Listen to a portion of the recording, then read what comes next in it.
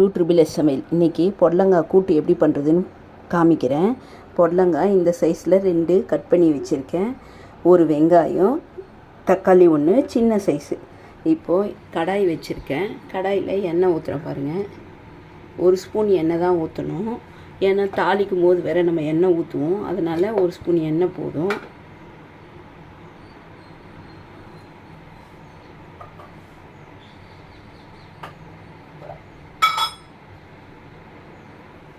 எண்ணெயில் சோம்பு போட்டுடணும்.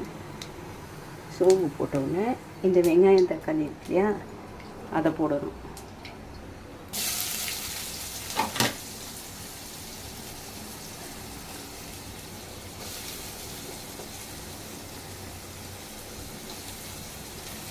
வருங்க.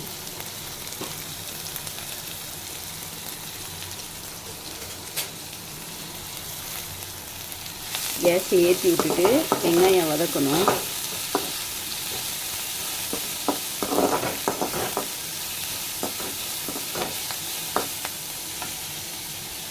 வெங்காயம் வதங்கிடுச்சு. ஒரு தக்காளியை போட்டுணும்.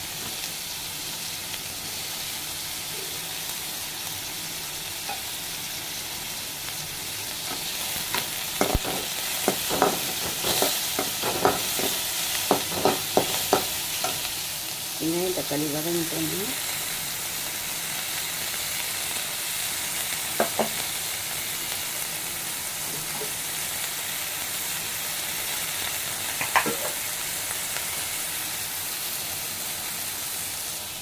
இங்கே பாருங்கள், 1 கப் அளவு கடலைப்பருப்பு வேக வச்சு வச்சுருக்கேன்.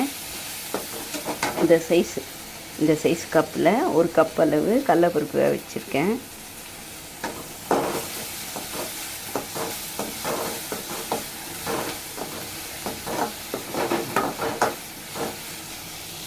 வெங்காயம் வதங்கிச்சு. இந்த ஸ்டேஜில் இந்த பாருங்க, ஒரு 1/4 ஸ்பூனு இஞ்சி பூண்டு பேஸ்ட் அதை போட்டுட்டு அதையும் வதக்கிடணும். அப்புறம் மஞ்சள்தூள் 1/4 ஸ்பூனு,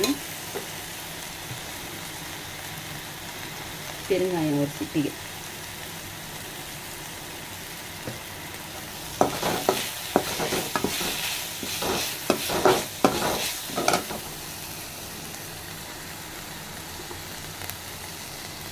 வதங்கிடுச்சு. இப்போ காயை போட்டு கொஞ்சம் லைட்டாக வதக்கிட்டு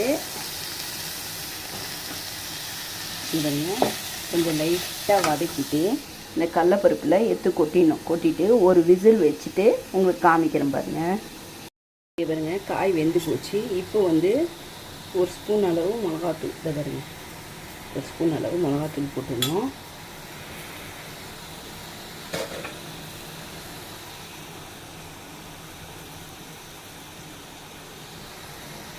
உப்பு, இதை பாருங்க, உப்பு. இப்போ இது எல்லாத்தையும் நல்லா கொஞ்சம் வதக்கி விட்டுட்டு குக்கரில் போட்டு ஒரு 2 விசில் வச்சு எடுத்துகிட்டு உங்களுக்கு காமிக்கிறேன். கூட்டு ரெடி ஆயிடுச்சு. இப்போ இதை தாளிக்க போகிறோம்.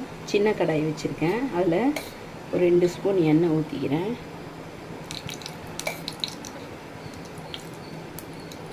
ஸ்லோவில் வச்சுருக்கேன்.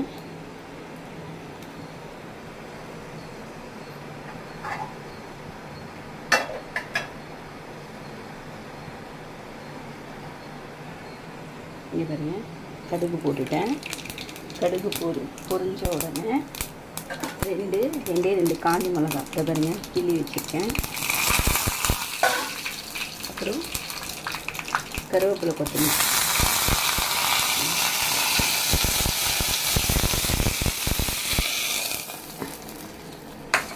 தாளிச்சிட்டேன். இங்கே பாருங்க, கூட்டு ரெடி ஆயிடுச்சு. செம்மையாக வெந்திருக்கு பொடலங்காவும். இந்த டிஷ்ஷு உங்களுக்கு பிடிச்சிருந்தா லைக் பண்ணுங்கள், ஷேர் பண்ணுங்கள், சப்ஸ்கிரைப் பண்ணுங்கள், பெல் பட்டனை டிங்குன்னு வச்சுருங்க. Thank you very much.